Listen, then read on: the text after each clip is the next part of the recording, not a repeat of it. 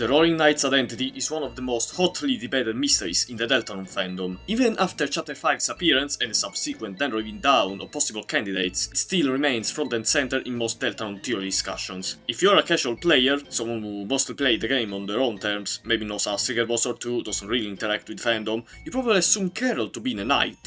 She is one of the very few, if not the only Lightner to be openly antagonistic to the protagonists. Has a giant katana, is working with Chris just like the knight, and most importantly, she has antlers. But if you start looking a bit deeper, or just interacted with the fandom for more than 5 seconds, Des, Noelle's missing sister, seems to be the more likely candidate, while Carol is more likely to be a red herring. Des Knight is by far the most popular knight candidate, and while there have been some more candidates appearing over the past year, with their own respective videos that helped popularize such candidates, except Papyrus Knight, he just appeared out of nowhere, I guess. Suppose that's some brand with the Skelebros. And even a particular one after Chapter 5 that really shook things up. Despite all that, Death Knight still remains the go-to candidate for many. I am a Death Knighter myself, kind of, and yes, no other candidate for me can simply replace her. With that said, Death Knight isn't without flaws. No candidate is ever devoid of flaws. First of all, if finding her is presumably the objective of Chris and Carol, didn't they technically find her already as the knight? And what about their news code? Is she Des too? Maybe Des isn't completely just her soul inside the knight, and their news code is the missing part of her they need to find, but how will that even work? And wouldn't that make the knight not a Lightner? But they have to be one, or they wouldn't be able to roam around the light world and open up fountains. And what's up with all the Chris parallels? There are lots of them. There are just too many things against Death Knight. Despite all I've said, no, my theory is not a replacement for Death Knight. As I said earlier, nothing can replace this candidate for me. But what this theory is an addition. We need to add something to this. Something specifically designed to contain a host. Something specifically designed to make you interact with a higher plane when you otherwise wouldn't. Something specifically designed to parallel the player and the protagonist, like Chris. But where would you even find something like that? The knight is the vessel. And also Des. This is a theory that has been sitting in my mind for nearly a year, and I barely remember the main details of it, so writing this part of the script has been incredibly hard, trying to dig inside my brain for clues for whatever the hell I was cooking up back then. The reason I'm digging this grave now, of all possible times, is because Chapter 5 actually provided a lot of new evidence supporting this theory, and a new, much smokier smoking gun. But I don't wanna spill the beans this early on in the video. Ain't every story better with a little twist? But still, man, try to capture the mindset I had a year ago and pretending to not know the deets I know now is gonna be very hard. Who the hell are you? I'm you, but from the past. Hey, but what precisely are you even doing here? Just heard you needed some help with a particularly old section. I can explain the original theory. You can explain the new additions. Won't that cause some sort of paradox? Oh, I have the solution for that. What? Well, I sure do hope that doesn't happen to me, right, guys?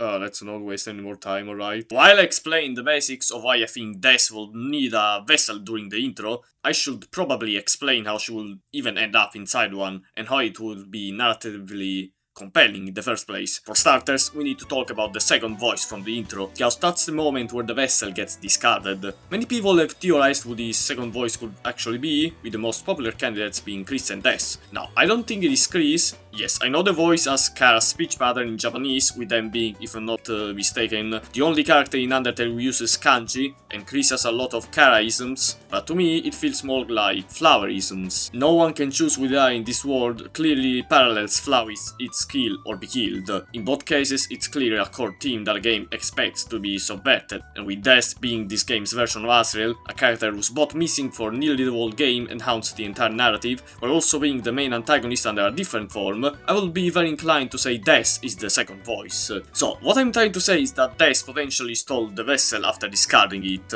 I mean, Des is heavily theorized to be stuck in depths, so it would make perfect sense for her to be able to reach the vessel in some way. That will also explain how she could get out of the depths, by using the vessel to cross that body of water and reach the other side.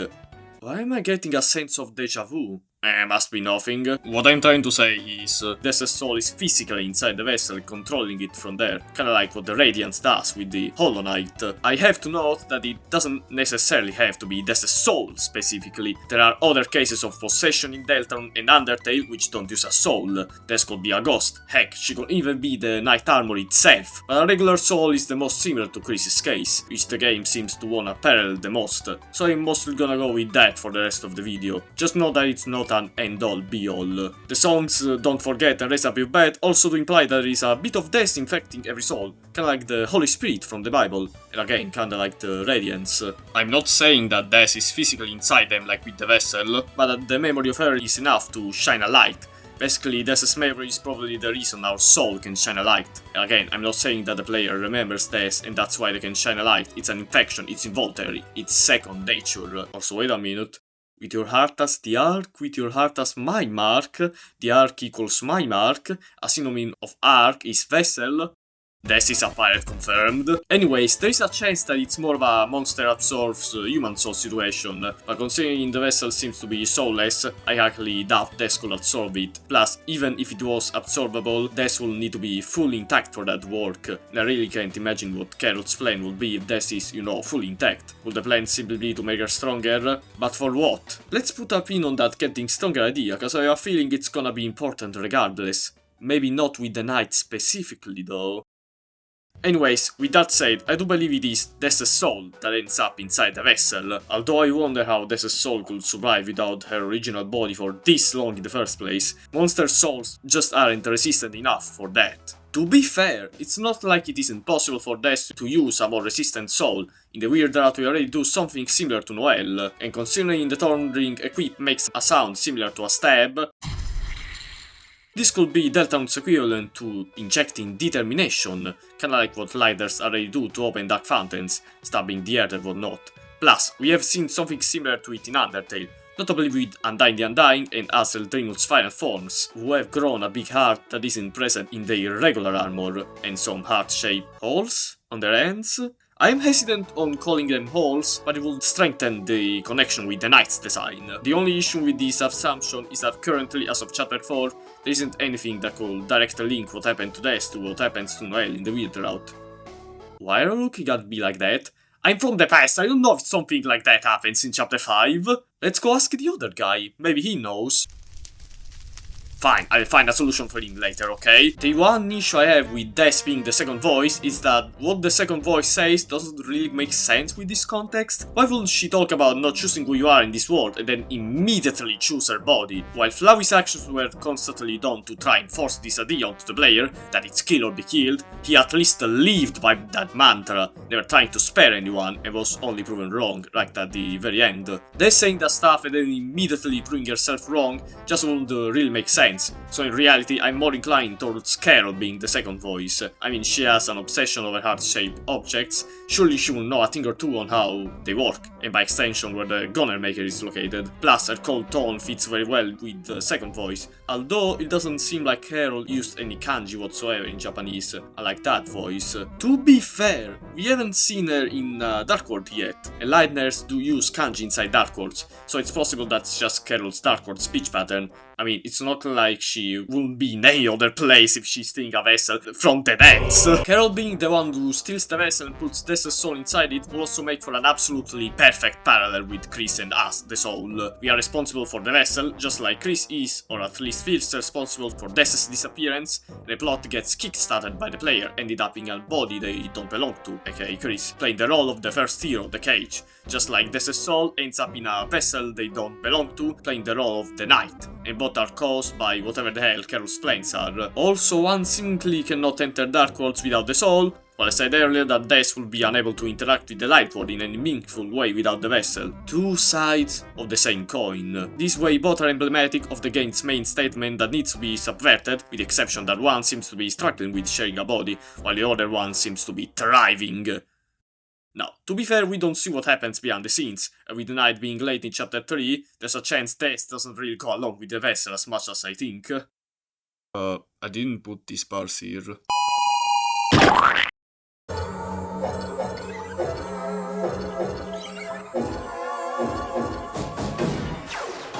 Hope hope you don't mind, but could you tell me... Where the hell is the boss?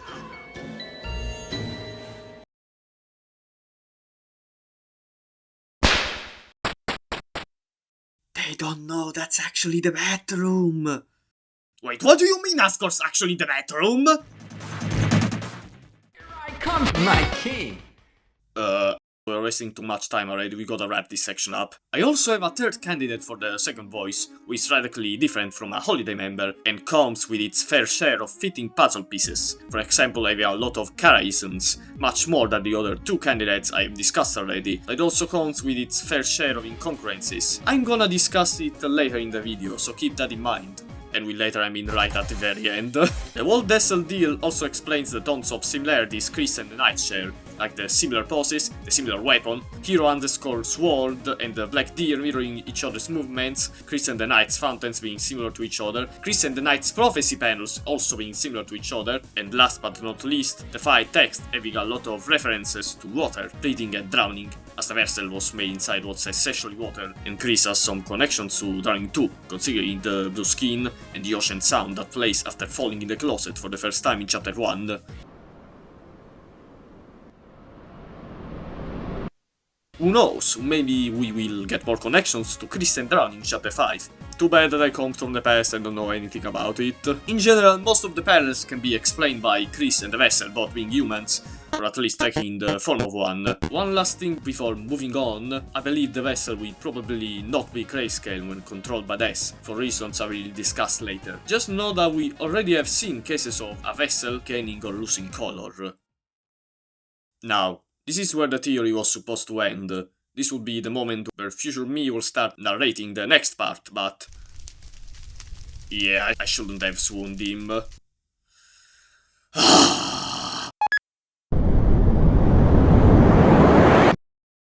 What happened? Why are you still here? Just know for now that I have finished talking about the original theory, so I'll hand the discussion to you. Wait, wouldn't our presence cause a paradox now? Yeah, it would. Wait! Now, this is where the theory was supposed to end. While I thought at the time that I made a pretty good case for Desert Knight, I always felt like there was something off about it. The pieces did fit well, but it was for the virtue of it being an attempt at patching some holes with Death Knight, rather than for it being a theory with a strong foundation. It was all based on assumptions upon assumptions upon assumptions, and while there wasn't really much that could disprove it at the time, there wasn't really anything that could clearly confirm it either. Plus, it's not like Death Knight was this candidate underdog, it was the most popular candidate by far. Mostly nobody wanted some fixing. Heck, it didn't even manage to fix the biggest point against Death Knight, the unused code and Death Knight paradox.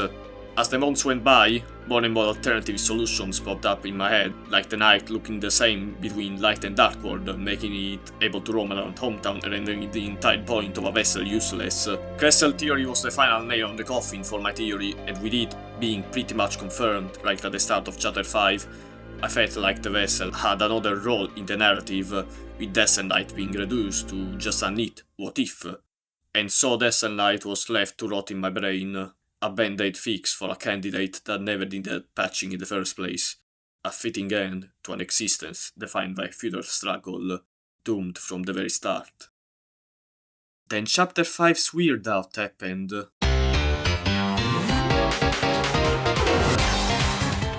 Shortly after chapter 5's release, a new very popular Knight candidate popped up, Kressel Knight. To say that it revitalized Desert Knight would be a massive understatement. Heck, it's the entire reason why I'm making this video in the first place. While I was hearing all of the evidence surrounding Kressel Knight for the first time, all I could think of was, wait a second, this Knight candidate has so much in common with my Desert candidate I thought of a year ago.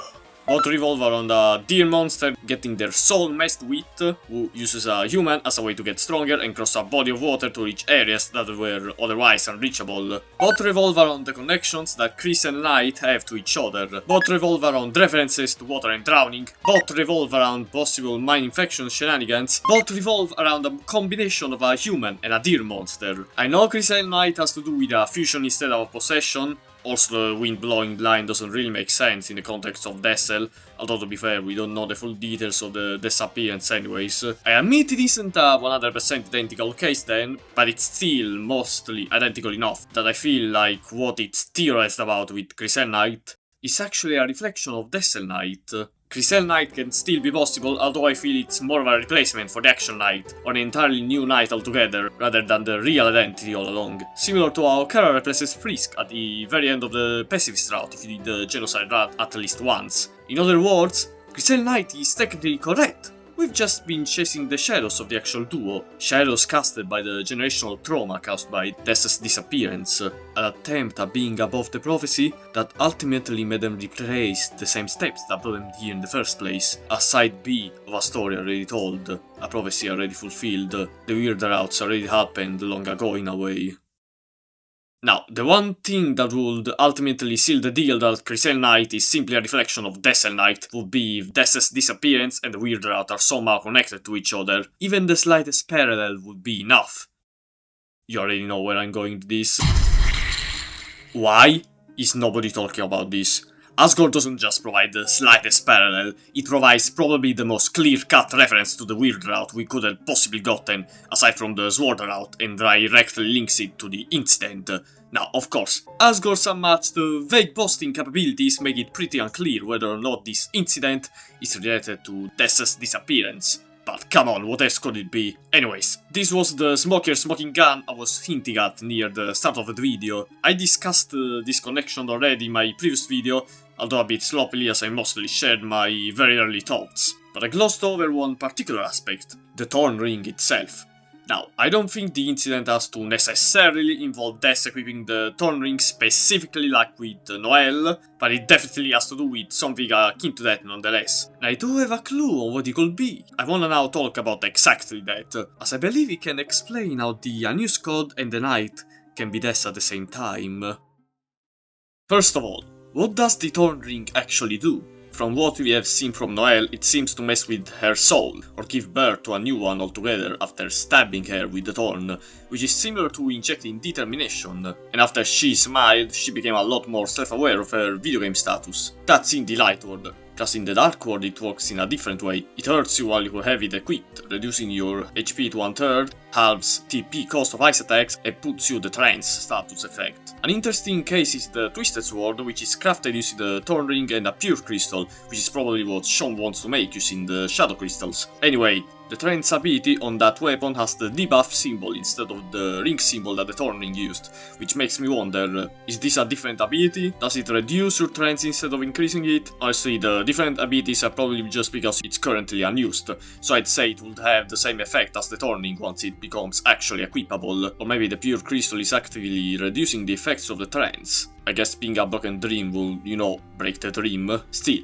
the fact that the Thorn made Noelle go insane and possibly made a new soul of some sorts when he got equipped in chapter 4 is extremely weird. Becoming self-aware sounds like the opposite of being in a trance, especially in chapter 5 where she is more in control than she has ever been. I don't really have an answer for this incongruence, so let's just focus on the effect it has after chapter 4. The way Noelle acts in chapter 5 seems very reminiscent of a lucid dreamer, one that realizes they are in a dream, finds strength in that, and is able to do anything they were unable to do before. Considering there is a connection between Shadow Crystals and the Thorn Ring, I'd say they ultimately have the same effect. The Knight, for example, seems to be able to interact beyond the reverie, ignoring Flowery's fake statistics, or directly hurting the Lightworld's version of Darkness CDs, or doing whatever the hell this is. Yeah, the Knight always gave me the impression of someone who does enjoy playing along but ultimately knows this is all a game, playing pretend, and cuts to the chase when they are ready to wrap things up. Kinda like here I'm in the Sword route. Javel and Spamton also have used the Shadow Crystals, unlike Old Man and Pink, and are also more insane and self-aware in different ways. I'll talk more about Javel and Spamton later. What I'm trying to say is, could the Black Shard found at the place of the incident do something similar? Maybe Dess stabbed herself with it and it made her go insane, and then left just like Noelle left in the weird route. I mean, Chris's trauma, which is probably Dess's disappearance, is represented by an egg, and there's this whole deal with Noelle's egg that left home due to happiness. After Noelle smiled. You see what I mean, right? The egg that left home due to happiness could be Dess. Metaphorically speaking, of course the egg that left Tom to happiness from Noelle's blog post is different. This is a metaphor. Also, that same black shard could also be the thing used to open the original Dark Fountain. This still doesn't explain how the unused code and the night are both related to death, though. Well, I do have an answer, but let me tell you, it's gonna sound pretty dumb. Still, try to follow me with this one.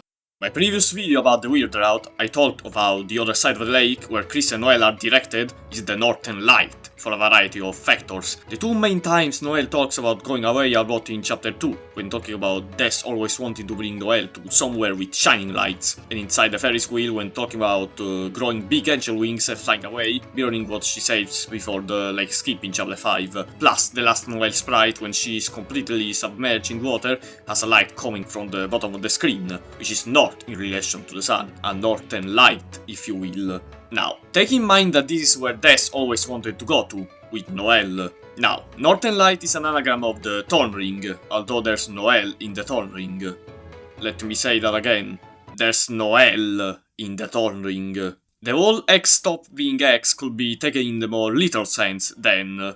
Maybe Noelle's old innocent personality is quite literally inside the Thorn Ring. This could explain the thank you messages, which do kind of remind me of this excerpt from the unused text. It's just nothing but pitch black silence, except for the noise. The scratching noise I sometimes hear. This sounds crazy, but even though no one can hear me, when I hear that noise, I feel like someone's listening. Anyone, if you're there, thank you. If the unused code is thanking us for listening to her, Noelle may be then thanking us for listening to her. Now, does that mean the Weird Route Noelle is possessed and the actual Noelle is in the Thorn Ring? Definitely not. The thank you, and sorry I may butcher the pronunciation here, sorry. In the thank you ARG, one of the submissions to the question how long did it take her to smile reads, she never did, as it wasn't her smile anymore, to which the ARG voice responded, that's where you're wrong. I think that's a clear confirmation that this is still Noelle, just a more self-aware version of it, while inside the Thorn Ring is the collective memory of Noelle. This is hinted at by multiple lines of dialogue. First of all, Noelle says this to Chris. Chris, you actually changed.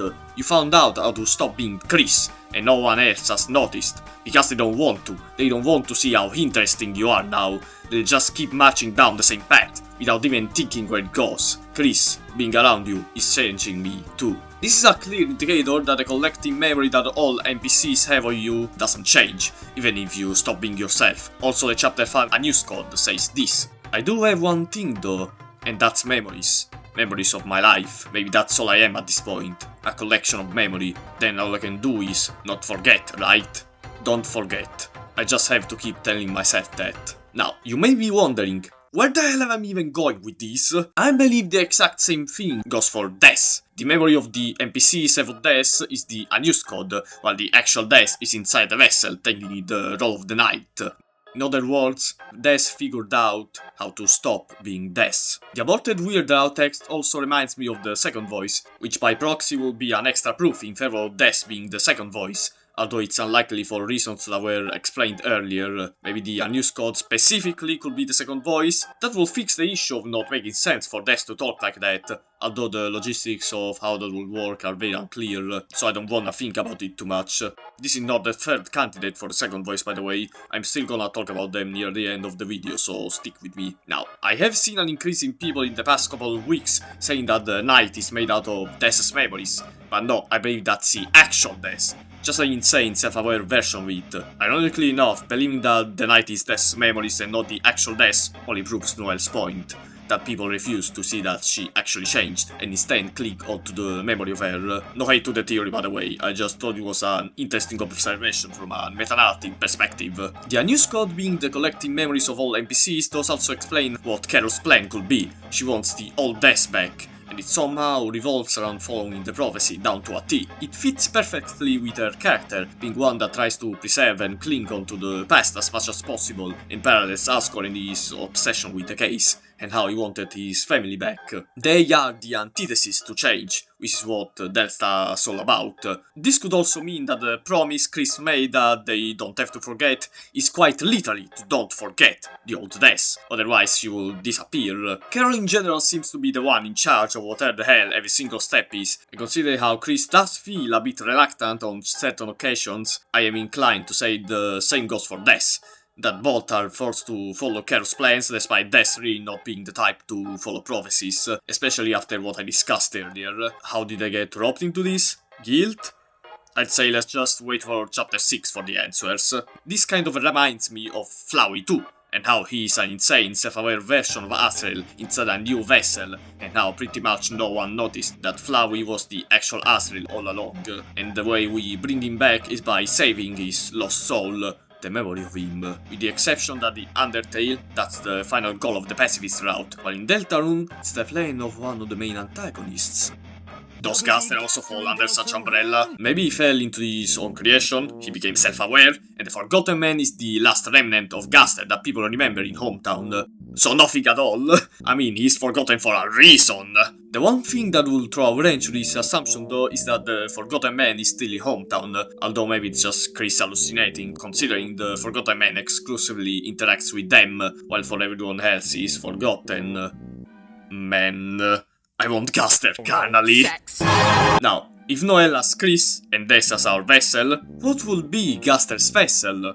Oh my god, it's Pirate Gaster again! So, Noelle in the Thorn Ring, Forgotten Man in Main Country. Now, where do I think the news code is located then? Let's reverse the anagram. Noelle in the Thorn Ring returns back to Northern Light. The news code is Northern Light under the lake, in the depths. This is nothing new, pretty much everyone already thinks this, but I think it's pretty cool how we have come full circle. Now, I assume past me say that the believed Des could potentially be the Knight Armor itself. This isn't a baseless claim, but once again you gotta follow me carefully. In my Black Bolts theory, I theorized on how the Knight's armor is made of bad memory, basically an amalgamation or collection of broken memory, like what Titans and Titan spawns are made of, for example, and that's why it's very melty. It's basically an amalgamate. I also theorized that a new squad could be made of bad memory too. Now, with the context of chapter 5, there is some stuff I wanna add regarding this. Sean mentions that shadow crystals contain the power of lost dreams, which... Dude, that's literally the bad memory I theorized about. I was right all along! Play the Jax clip! I was right? Never mind, the moment has already passed. Also, the new chapter 5 news text mentions that they may be a collection of memory. It's possible that if the Knight Armor is made out of lost dreams, basically bad memory, part of the news code could be manifested as the Knight's Armor. In other words, self-aware Des is wearing the skin of her memory self. Dude, what am I even talking about? This was supposed to be a simple theory, and now I'm talking about modern Des wearing classic Des' armor. Nulla di ciò c'era scritto nella Bibbia! I know all of this sounds extremely ridiculous, and yeah, it is actually. Let's ignore this crack theory for a second, and let's focus on the armor itself for what it is, because its existence is still causing me a bit of a problem. I mean, we already have Des inside a vessel, now the vessel is wrapped in a raw darkness amalgamation of memories taking the form of a Knight Armor. Why? Why? It will needlessly complicate things. Why would they need something like that? Other than the fact it looks cool, of course. Well, let me explain. If you talk to Pink in her shop after getting beaten by Friend and having gotten chapter 5's egg, she says, "Chris, is your hand okay? It looks like you've got a cat bite." Meow! Cats can be nasty creatures, can't they? Meow! I once met someone who really liked cats. Meow! They liked cats so much, they owned a whole hunting pack of them. Meow! Of course, cats are fecal creatures, but they were very good at finding protein. Chris, if you have any protein, you must keep it hidden, and never let anyone see it. The cats are not too smart, but once they find a target, they never stop chasing it until they get bored.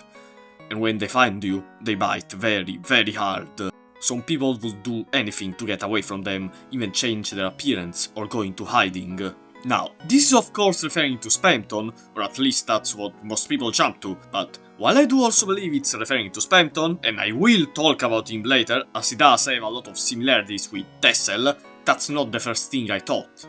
take a wild guess what was my first thought. I believe it can also refer to death. There's a Spamton sweepstake page, deltarune.com/December, that states the page you are looking for might have been removed, had its name changed, or is temporarily unavailable. Changing the December part of the URL to death will instead show a red guitar. Clicking on the red guitar will play a song called Find Her. Now, this is probably referring to what I discussed earlier about the difference between the actual December and the unused code. I believe that's why Death is the one that has to be found, while December seems undetectable. Death is her nickname, and while people still remember the name December, Death is a nickname which, metaphorically speaking, it's the way people remember her, basically the unused code. While the actual Death is undetectable by them because she stopped being Death. Now, this song, Finder.ogg, is the same one that plays in the ball machine room if you insert 1, 2 to 5 points. December holiday. Interacting with the small machine will show this text. Use the machine. The capsule came out. Inside was something hard like lacquer. It was a small dark triangle. You tried to take it, but it slipped to your hand, and you couldn't find it anymore. You couldn't find your hand. Losing your hand after losing a dark triangle, in a room with Death's music, Death's number, Death's possibly guitar pick, with a room layout kinda resembling the same crack after you equip a turning. Okay, this may be a stretch, which resembles Asgard's incident, probably Death's disappearance, where you also get a trip ticket for the egg room, with eggs being linked to Chris's trauma, and being says that some people will change their appearance to not get beaten like Chris did in chapter 5.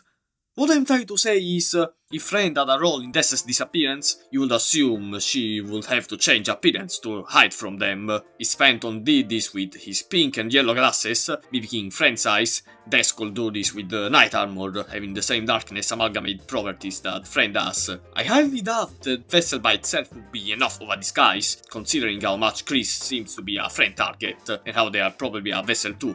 Heck, I believe the vessel itself would attract Friend even more, so the night armor amalgamation is a necessary disguise, plus it looks cool as hell. Also, after Pink's dialogue, I'm now a believer that it wasn't Chris that lost their hand, but Death. Although Chris could still lose in chapter 6, I don't know. Why would the Shadow Crystal show Chris losing their hand if it's supposed to be Chris's lost dream? Maybe they are very linked to losing a hand because Death is the one who lost it instead, and Chris feels guilty and wanted to lose it instead of her. Chris instead feels more linked to the concept of washing one's hands, in the sense of removing responsibility off of oneself. Kinda like Pontius Pilate washing his hands off of the responsibility of condemning Jesus to crucifixion.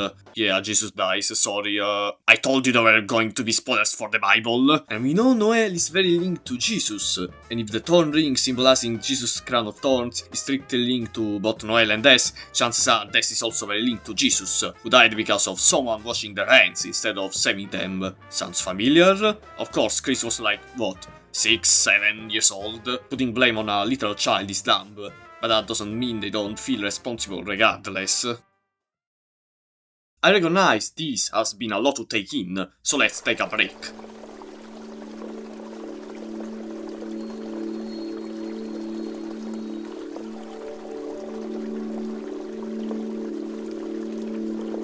Okay, break over now, quick! Tell me what these 4 characters have in common. They are all vessels, but they do share one particular quirk in common. What is it? All 4 start off as grayscale when not possessed by anything. With the Vessel and Neo body it's more apparent, but with Chris and Pink it's not immediately clear. At the start of chapter 5, Chris is slowly getting more grayscale before putting on their soul and turning yellow. Pink is also a bit grayer after Ghost Pink leaves Pink's body. Now, the opposite is also the Neo body becomes much more colorful and assumes a new form when Spamton takes over. Following that logic, I doubt the Vessel would remain monochrome when possessed by Death. When the night inevitably gets unmasked, I believe the Vessel could share Death's colors, and who knows, maybe the Vessel has some antlers sticking out of them. I wonder what that reminds me of. If Penny's the night, will that make Gumball friend?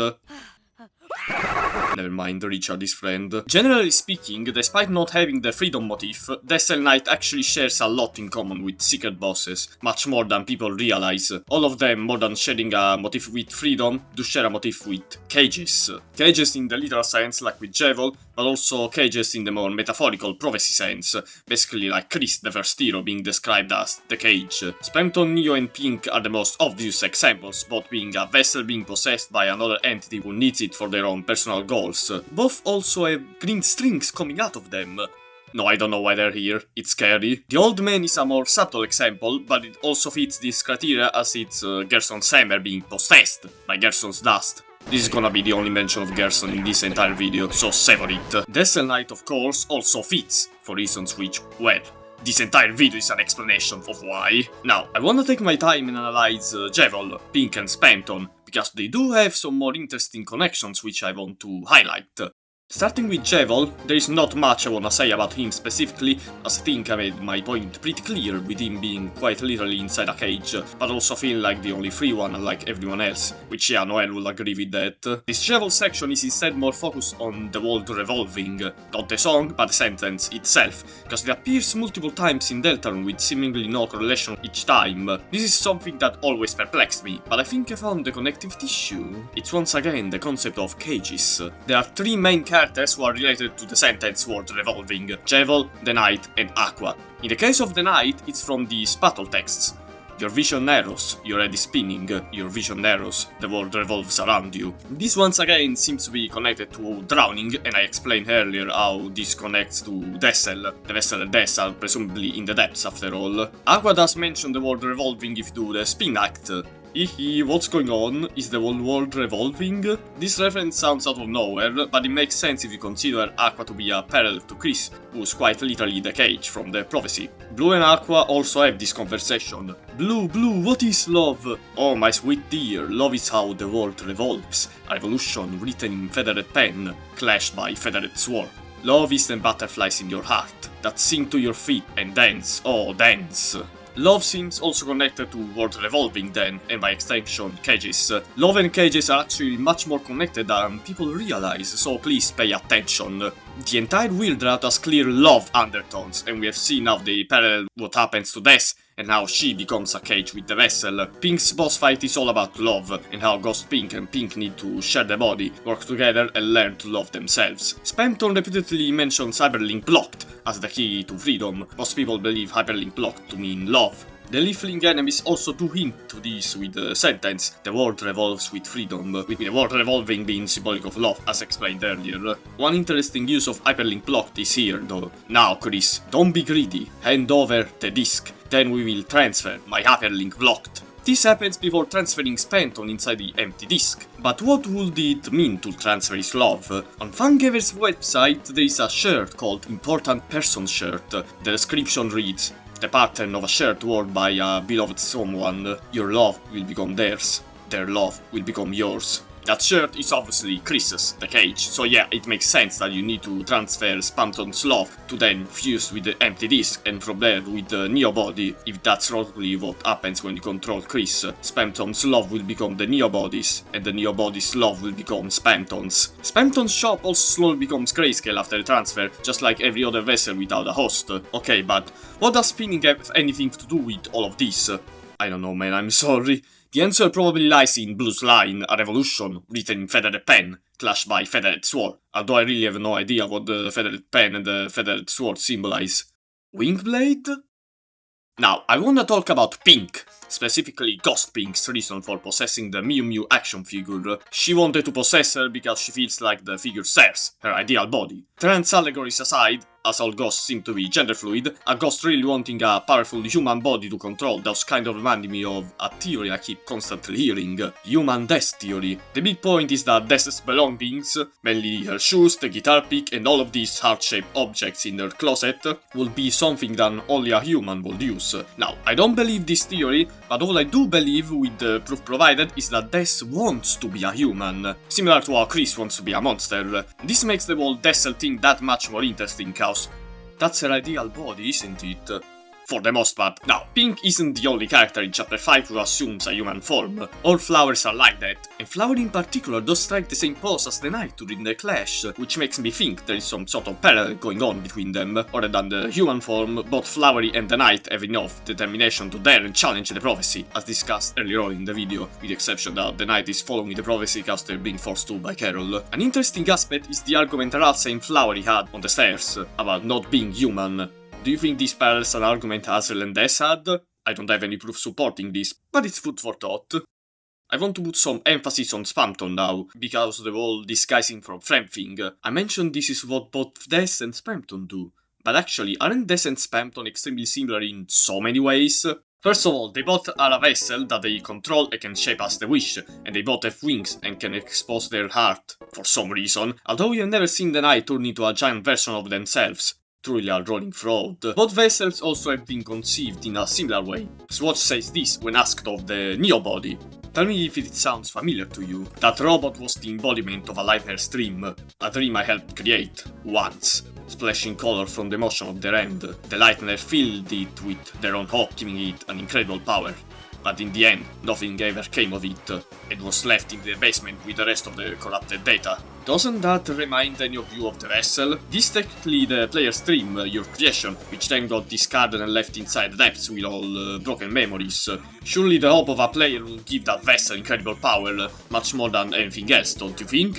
Of course it would be the perfect vessel for the knight. The discarding of the Neo body also generated a shadow crystal, cause it is a lost dream, presumably metatons. Maybe the same goes for the vessel too? If the knight armor is made of lost dreams, do you think it could have gotten generated by us? We haven't seen firsthand the shadow crystal creation process, but I assume the broken dream of a player would be extremely powerful, much more than any other Lightner. Anyways, Spamton, Neo and the knight also need our power, the power of the soul, to reach their goals. Considering the knight clearly doesn't wanna start the roaring, or they would already have done so by this point, they probably need us to close the fountains. Carol also seems very interested in heart-shaped objects, just like Tess presumably. So whatever plan they have, they clearly like us enough to involve us in it. With Spamton, it is much more obvious though. He says that he wants to seal Chris's soul to reach heaven. I suppose at one point in the weird route, Noelle is also not gonna be satisfied with Chris and directly ask for our help. Both Tess and Spamton also seem to be related to Friend. The unused code seems to hear a scratching noise, which, I mean, what else could it be? While Spamton seems to be doing everything in his power to disguise himself as a cat with his pink and yellow glasses, definitely to not gather Friend's attention. Or maybe because of Task Manager. What a fat fucking ass! Finally, both are connected to X, with Dessa's disappearance possibly being the cause of Chris's trauma, which is represented by the X, while Spamton as Pipis. This should be mostly everything I wanted to talk about. There is one last thing though. It's not everything too dumb or insane. Okay, I lied, it kinda is. But I don't know where to put this in the script, so I'm putting it right at the end. What I wanna now talk about is the ARG voice, because I believe it could help us understand Des more, considering how much linked Weird Route is to her disappearance. So, who is this voice talking to us? Is it a character we have seen in the game already? There are barely any characters who speak directly to the player. Ralse probably knows about us, but never spoke to us, or maybe actually spoke to us, but used Chris as a facade. This random NPC in Castletown who mentions our name as the name of the town? Probably doesn't even know who we are. The Forgotten Man maybe? It could be interpreted as him speaking to us, although it's clear it's heavily connected to Chris more than us, plus the speech pattern is completely different, more akin to Gaster. Wait a second. The second voice from the intro! They communicate with us, they speak with an ominous but also snarky tone, and clearly know more about the rules of the world compared to us. That's my third candidate for the second voice, which I said I would have discussed near the end of the video. Now, this still tells us nothing, because they're both secret identities, but both of them do share similarities with another character we have actually seen. Ominous but snarky tone, no more than a leton, can mess with the game on a meta level, communicate from the game directly to the player, are aware of the weird route like the ARG voice, has a lot of Kara-isms like the second voice, and just like Kara, is the only character in the respective game to use kanji. This is Hiram. This second voice candidate actually does make more sense than one may realize. Irem as a precedent for stealing stuff, as they were the one who stole the Shadow Mantle, so I feel like they would also know how to steal a vessel in the middle of creation. Plus, with them being pretty much one of the only characters aware of the weird route, and with how it parallels Death's disappearance as discussed earlier, could they also be the one who created the Knight, this all-powerful entity that can defy the prophecy if they so choose? Both the Knight and Irem treat Darkworld adventures as just a game that they can end at any time, so Irem letting the Knight have such powers would make perfect sense. Now, in my IC video I said that I believed Irem to be the IC pizza box that Death burnt. What if IC's pizzeria is also where a possible meat factory is located? We already got Happy Town in Chapter 5 Sweet Route, so Meat Factory will be next. And I don't know about you, but when I think of Meat Factory, I think of a place where they make vessels. Could Irem be in charge of the vessel factory? Is it under IC's pizzeria? Is Irem the Chapter 6 final boss? The one who creates knights? Irem's ultimate life forms? You could say they are an evolution of Hungry Man's life. It's me, Michael. I did it. I found it. It was right where you said it would be. They were all there. They didn't recognize me at first, but then they thought I was you.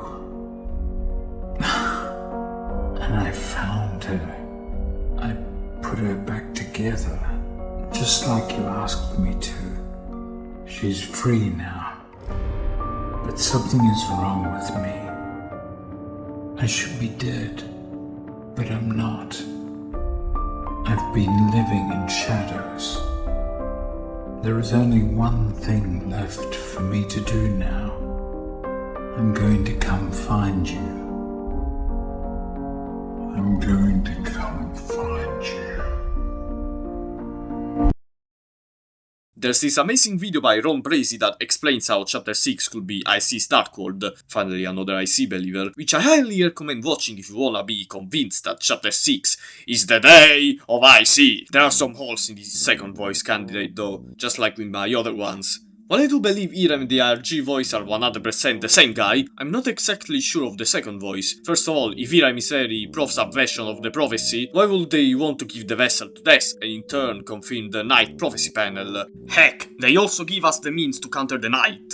Why would they do that? Second, the second voice seems to have a much more serious tone compared to Irem and the RG voice, although we only have 3 lines to work with the second voice, so I wouldn't put that much weight into it. You thought I would have forgotten about IC after Chapter 5 effectively sacrificed him? Well, no. That one video I mentioned earlier simply moved my goalpost to Chapter 6. Now let's actually discuss my video. I think it turned out pretty good. It isn't a perfect candidate and I feel like on certain occasions it leans on assumptions a bit too much, but the weird route parallel is so incredibly strong that I feel like it can single-handedly support this theory. There are some aspects that I'm not really a fan of though. For example, if the unused code is the shattered memories part of Death and the actual Death is the Knight, how would she even end up inside our vessel? We have seen multiple characters who parallel the Knight in some capacity, ending up inside vessels on multiple occasions. But so far with Noelle there is zero evidence that would even suggest she ends up fused or possessing Chris. So the strongest parallel we have to Death is still pretty unclear when it comes to how Death will even end up possessing anything. There are probably gonna be some determination experiments going on inside the shelter, which could also be how Chris got possessed in the first place, so I think we simply gonna have to wait until chapters 6 and 7 to find an answer. But still, Death using our vessel to get stronger in some capacity is 100% bound to happen in my opinion. Man, this goes to show how writing this script has been incredibly difficult. It took me almost a month. I was really struggling trying to structure this, mainly because this is a theory I thought of around a year ago, one which I forgot many of the details of by the time chapter 5 came out. Then you know how it went. You had to see my face when Kressel Knight theory started popping up and I realized that I somehow predicted it a year ago with Kressel Knight. That was the moment I realized, yeah, I gotta make this into a video, I just have to. And there we go. Chapter 5 also provided me with most of the evidence, like, it's absurd how much Chapter 5 validated my damn Knight candidate which prior to that had basically zero solid foundations, or at least zero foundations that I could think of at the time. While working on the script, I also just kept building and building on top of it, because I kept thinking of stuff to discuss that is still related to the main theme of this theory, even if some of them don't mix together that well. This is usually how I write scripts. I really like building this web of connections, because one thing can strengthen 10 more ideas or solve an equal amount of mysteries. Of course, this means this video, like the others, is probably gonna be kind of an unfocused mess. Heck, I believe there could be some things I said here that debunk other things I said in this very same video, although hopefully not, considering I spent, what, a month working on the script and trying to refine it. I can't just let such a golden candidate go to waste. With all that said, if you need to take away anything from this video, let it be this. This is the greatest pirate of the 7 seas, and gases are flowed! Let's get down to business and for you the fun. First the series off now, a mystery man. All those players never treat me right, they haven't seen what I truly meant in my old entry 17. Here we plunder root beer, and of course we plunder ale. We kidnapped all of Deltarune and sold an undertale. But oh, we changed the target, our heaven is in sight. We'll steal your home for gold and take away your only light.